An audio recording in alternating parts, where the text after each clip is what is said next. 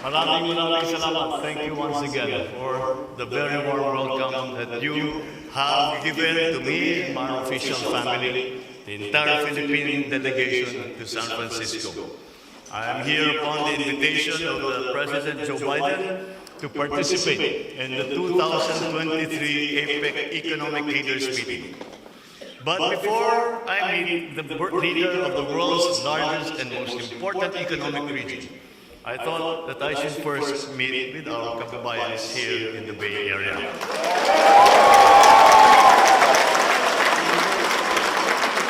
At balili ko, meron parang dumating na ating mga kababayan na nanggaling mula pa Nevada as far as Northern Nevada.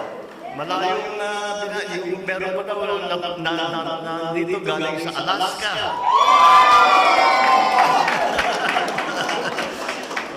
Washington State. Sa West Coast, especially dito, Oregon. Meron pa rin tayong kasama galing sa Oregon. Kumusta po kayo? At sana naman naging maayos ang inyong pagbiyahe nito. Maraming salamat at natahanap kayo ng oras upang kami para makapiling namin kayong lahat. I'm very grateful for Again, I will thank you for the overwhelming vote of confidence that you gave me and Vice President Inday Sara Duterte in the last election. You delivered the Marcos-Duterte tandem while setting the highest voter turnout in absolute numbers in the entire America's region.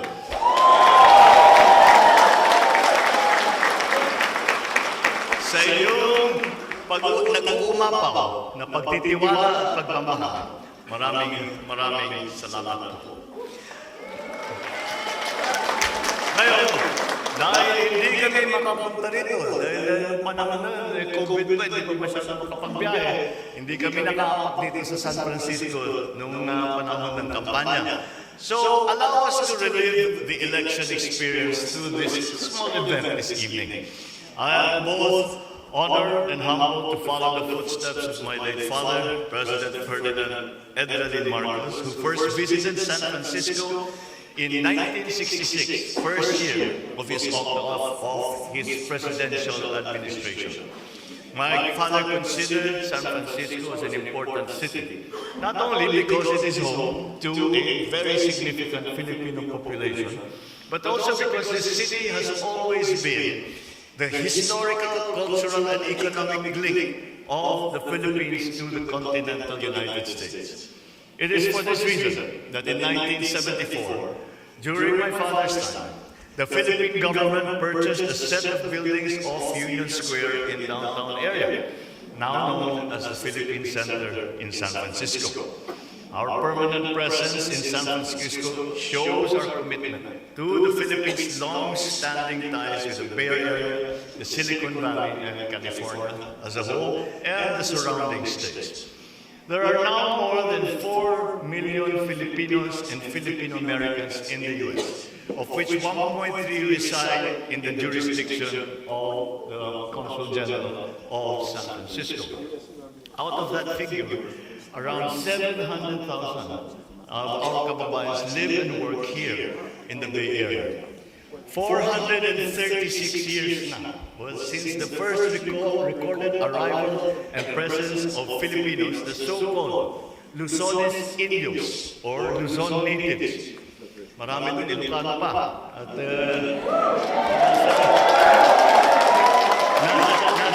nasa ulan talaga namin na hinahanap kahit sa pupunta ng trabaho. Pero nasa simula, sa Hawaii, marami sa amin nailipat dito para magtrabaho. Mula noon, sunod-sunod na lahat ng Pilipino, palagay ko lahat ng probinsya ng buong Pilipinas ay represented dito sa Amerika. The Filipinos that is why Filipinos and Filipino Americans can be found in various sectors of American economy, society, and media, as well as politics and government. Filipino Americans have emerged successful in elections across many Bay Area cities, including South San Francisco, the host city for our gathering this evening, led by the Philippine Mayor Flor Nicolas, who is with us tonight.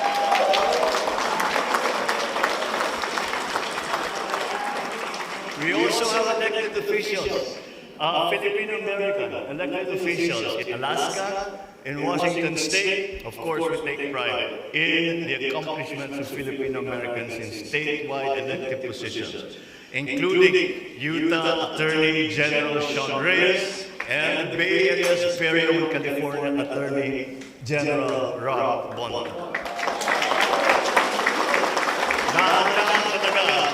Nararamdaman natin ang Filipino community sa lahat, in all walks of life. It has always been, you can always find ang biro, lahat ng makausap mo ng mga leader, mga Pangulo, mga Prime Minister, lagi lang sinasabi, saan kami pupunta? Meron kami nakikitang Pilipino. Yun ang hinahanap namin dahil silang magaling magtrabaho, dahil silang masisipag, sila ang asahan. Sila ang mga hari na trainer ng overtime.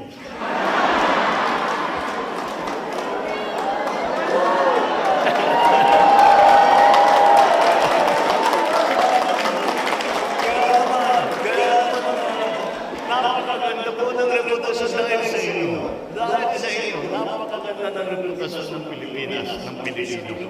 Na tayong lahat ay basta nasasabi, magdadala, naghahanap sila ng at every level, kahit unskilled labor, skilled labor, professional, lahat, at every level, hinahanap nila Pilipino. Dahil nga, may kilalang tayo na ang mga Pilipino ay maaasahan at nagiging matulungin kahit na hindi kasama sa trabaho, nagtutulungan at napakasipag at hindi mapagkatiwalaan. And that's one of the most important things that people say.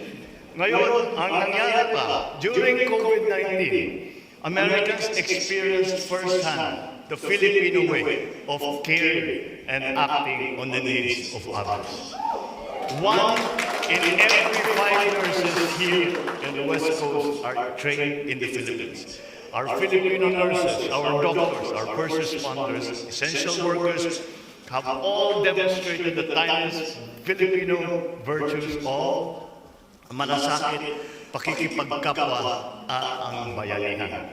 We are all grateful for your selfless service to humanity, and we look up to you as role models for future generations of Filipinos and Filipino Americans. Dahil sa inyo, napakasarap at napakadali at napakatotoo na maisigaw, proud to be a Pinoy. We recognize the hard work of overseas Filipinos in the U.S. In 2022, the workers health workers in Philippines injected $4.89 billion to the Philippine economy in cash remittances, making the United States the Philippines' biggest single source of remittances. Talagang naramdaman namin sa Pilipinas kahit hindi tayo nasasama na madalas, ramdam namin ang inyong pagmamahal. Hindi lamang sa inyong mga pamilya, kung hindi sa inyong bansa at sa inyong mga kababayan. So we take pride in the achievements of young Filipino Americans, including the Bay Area, Serena Bolden, who exemplified Pinay pride. She made history in the 2023 FIFA Women's World Cup as the Philippines' ever goal scorer in the Soccer World Cup. We also commend the rising number of Filipino Americans in the Bay Area and Silicon Valley, now active as partners in Philippine development and nation building, sharing their expertise, their experience, their resources with up-and-coming Filipino startups and innovators. I know that you all came to the United States for many different reasons, mostly economic. You sought greener pastures and better lives for yourselves and for your families. But this did not stop you from giving back to your homeland, to the Philippines. Last July, I met around 300 of you who took part in the 2023 very important Pinoy or VIP tour, where the Philippine Consulate of San Francisco served as the lead coordinator. I believe that many of the VIP tour participants are also with us here tonight. So maybe you make yourselves known yet, kaya yung mga nabisita sa amin. Listening to your stories during that call that we had in the Heroes Hall of Malacanang, I cannot help but feel proud of your achievements. Be grateful for all that you do that create a positive image of the Philippines and of the Filipino people in America.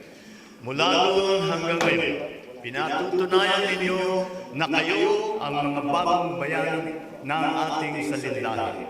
Kaya naman, sa bagong Pilipinas na dati ng ating itinatagoy, nais ng inyong pamahalaan na suklian ang inyong pagsusumikap upang bigyan ng mas magandang bukas ang ating mga anak.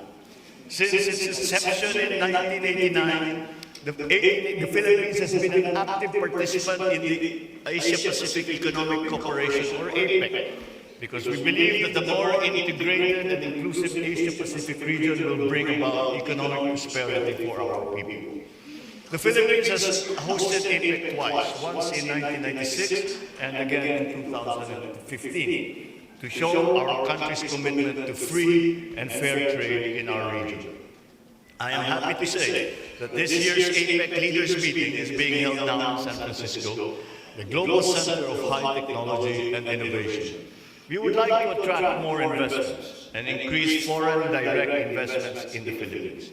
Investments from the United States have seen an upward trend of $6.2 billion in 2022, or a 15.7% increase from 2021.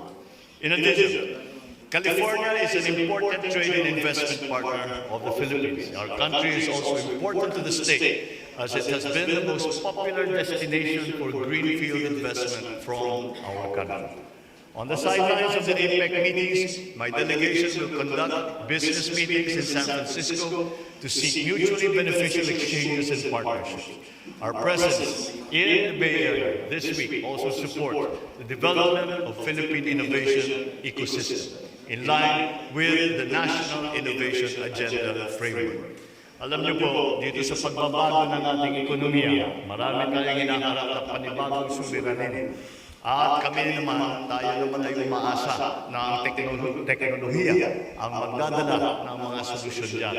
Kaya naman, tinitignan po natin kung ano ang mga bagong dinidevelop dito sa Amerika at sa ibang lugar para tayo ay matulungan at para natin maibago, gandahin, make more efficient, make life easier for those who are dealing in the digital world, and to increase connectivity para lahat ng ating mga kababayan, kahit nasa malayo, nasa bundok sila na malayo, ay meron silang internet. Yan po ang ating ginagawa at marami po naman tumutulong sa atin. Ngayon, pag ating namuuna at masasabi natin na ang karamihan ng Pilipino ay may internet na aayusin po natin ang digitalization ng gobyerno upang ganun nga maging mas madali ang ating mga ginagawa with the government, with the private sector, and with the ordinary citizen. Energy security, especially clean energy, is also a priority of this administration. And as such, we will have business meetings by the Philippine delegation in this regard. By the end of the 4-day visit to San Francisco, we hope to witness the signing of agreements with various American businesses in the fields of digital infrastructure and connectivity, renewable energy, electronics manufacturing, health, and tourism, among others. As we begin our mission here in San Francisco, I once again ask our Filipino community in the Bay Area and the Pacific Northwest for your full support as your government works to build a resilient, sustainable, and inclusive future for our people back home. Let us remain united and firm towards our common goal, so that together we will be able to leave behind a new Philippines that our children and our grandchildren deserve. Muli, magandang gabi sa inyong lahat. Maraming salamat sa inyong mga Mabuhay ang mga Pilipino dito sa Amerika. Mabuhay ang Pilipinas. Mabuhay ang bagong Pilipinas.